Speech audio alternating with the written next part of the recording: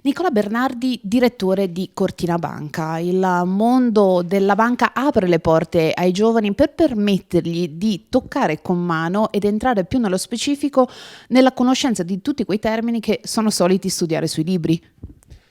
In effetti queste sono giornate molto importanti per noi e anche molto piacevoli. Vedere questi ragazzi che arrivano riempie il cuore.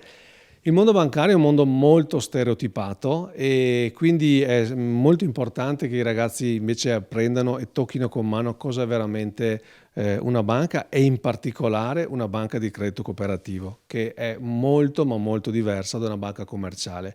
Quindi quello che è la nostra esperienza è quello di vedere che piano piano cominciano a capire che non è vero che le banche sono tutte uguali, ma è altrettanto possibile, insomma, sposare anche non solo la parte economico-finanziaria, ma volendo sposare anche qualche ideale. E devo dire che i giovani su questo aspetto sono molto sensibili.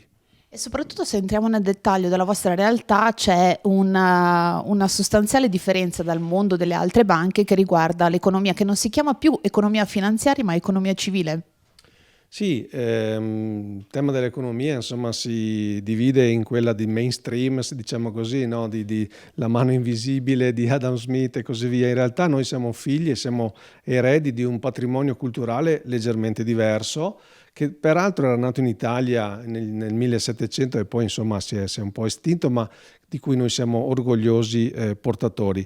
Economia civile significa che non è tutto legato all'interesse dell'uomo e quindi a un gioco in cui io vinco e tu perdi, diciamo così, ma noi crediamo, e c'è una branchia fortunatamente dell'economia che l'ha rivalutata, noi crediamo che invece si possa vincere entrambi e quindi con un concetto di reciprocità, di altruismo e di mutualità, che è proprio l'origine del mondo cooperativo, si possa portare un valore aggiunto al territorio e credo che in questi ultimi decenni, soprattutto in questi ultimi anni, perché ormai le BCC hanno 140 anni, questo fatto sia stato ampiamente dimostrato.